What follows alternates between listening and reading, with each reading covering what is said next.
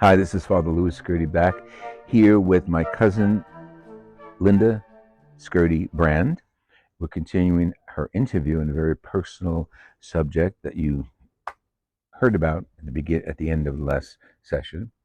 But in the break, we were talking about the black car we had. I don't even remember what kind of car it was. Oh God, It was a Chevy no or something, idea. some old thing. And the one story that sticks out is I knew nothing about cars. Yeah, we know that. Yeah, yeah. So on the weekends, once in a while, I would go up to North Jersey, and your father says to me once, "Make sure your father puts oil in your car." So I said, "Great, no problem." I didn't know where oil went, kind of stuff. So I went home and I said to my father, "Oh, Jimmy wants you to put oil in my car." So my father did. Okay, come back down the following Saturday. Your father's checking my car out. Comes in, son of a SYZ. I told you to tell your father to put oil in your car. I said, Jimmy, he did. There's a case of it in the trunk. Well, forget Yeah, the vocabulary he used. I know. It was like, oh my God. Yeah, there's oil in the car, Yeah. just not in the car. So, on a serious note, um, last week, the last session, we heard that you had this news from your doctors. hmm And and as I said, I was diagnosed with stage 4 inoperable pancreatic cancer, which, as most of you know, it's a bad diagnosis. It's nothing like a breast cancer or stage 1 pancreatic cancer or something that is curable and Mm-hmm. that you could work with. This is how do you uh, how do you exit this world, this life, uh, in the most dignified, graceful way that you can, and what regrets do you have? And everybody asks, what do you want to do, and where do you want to go? Um, and I say too much, by the way. I have had the last 10 years after my husband died, and he died from early onset Alzheimer's, which was not an easy death. And I lost years of my own life caring for him, which I would do again. But after he died, I realized that um, this is not a dress rehearsal. There's only one life to live. And I remember him saying to me that don't try to compete with anybody else to be better than them. Just try to be the best that you can be. And I think in the last 10 years, I've done that. I've had a wonderful life. I have a wonderful family. I wouldn't want to be born into any other family than my own. I have friends that too numerous to count that are by my side constantly, and I have coworkers and work in an industry in the hospital industry that where can you go every day that you can make a difference in somebody's life? And I often tell the people that I work with, like, go out into the hallway, go out into the lobby, and you will find somebody lost, distraught, crying.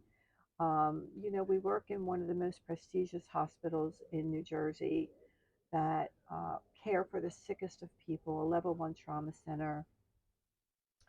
And, and every day somebody comes in with problems much worse than yours. Mm.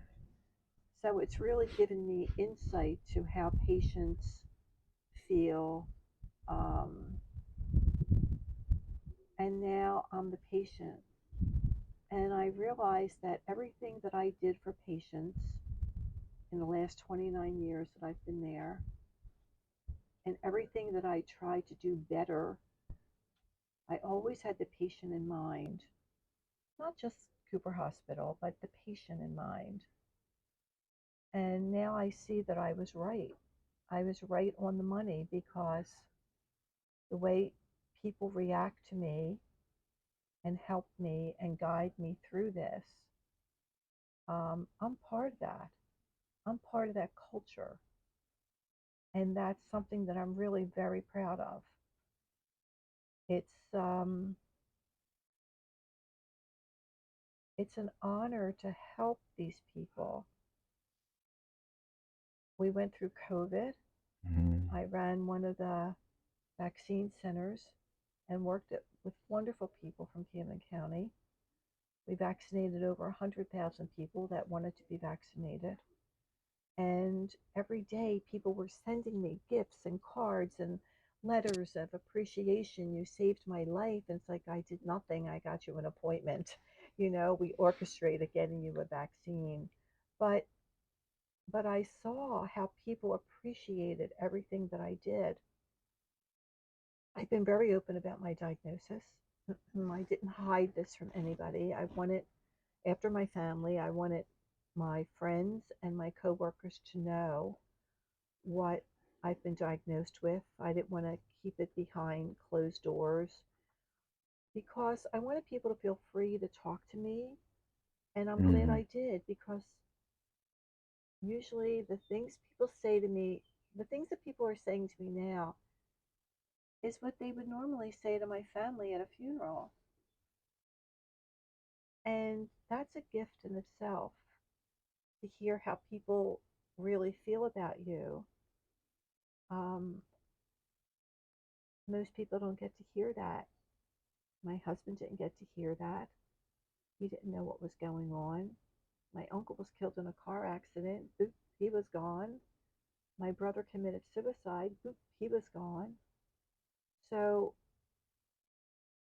even though I would love to have more years on this earth to be with my family and friends, we all have to die. And if I can help people and let people express themselves before I die, I just think it's a gift. Mm.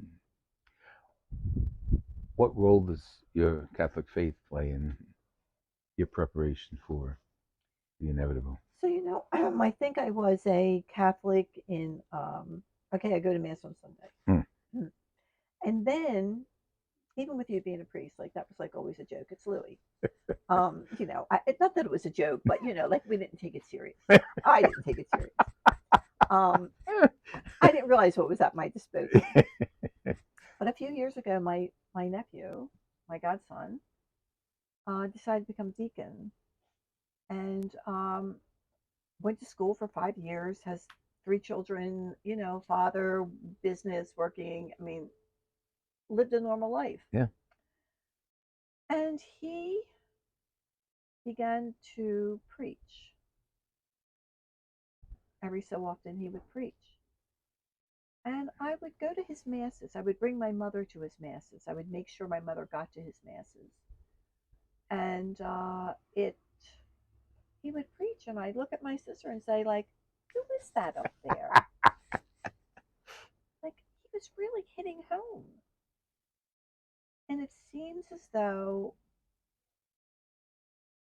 it brought me closer to understanding the Catholic faith more so than I ever did in my entire life that went to Catholic school. Mm. So now, is that why I'm not afraid to die? Because I believe so much? Am I not afraid to die because I have no regrets? I would hope it's a combination of my faith, knowing that my family will join me one day, that I'll see my brother, my husband, my dad, my grandparents, my cousin Joy. I mean, there's so many up there. Mm. Somebody's got to Mm. be around for me. Um, yeah, so it's a combination. I think that we don't take our religion or our faith as seriously as we should. But I think God knows that. I think if you do good and you live a life that is helping others without asking for anything in return, that you'll be okay. That's how I feel. I think I'm more afraid of the act of dying than I am of the dying. It's what I have to go through before beforehand. I get there Mm. is what is probably frightening to me, but I know that my family and friends will be right by me. I won't be alone. I won't be one of these poor souls that dies by themselves. You know, you'll see in my obituary, surrounded by her loving Yeah, family, yeah, yeah, peacefully by her, yeah. surrounded by her loving family. And if they're not, I'm going to be mad. But I know that they'll be there, just And they'll like be we making were. jokes. That's right, exactly. So, no, I'm okay with it. I'm okay with it. And in a few moments, we won't be videoing it, but Linda has asked for the anointing of the sick, and we will have that sacrament inside with the rest of the family gathered around. So we'll end this portion of the episode right now, and we'll come back in a few seconds for closing arguments and thoughts. But thank you for joining us. And this is Father Louis Scurti with Linda Scurti Brand here discussing life and the inevitable death. God bless you.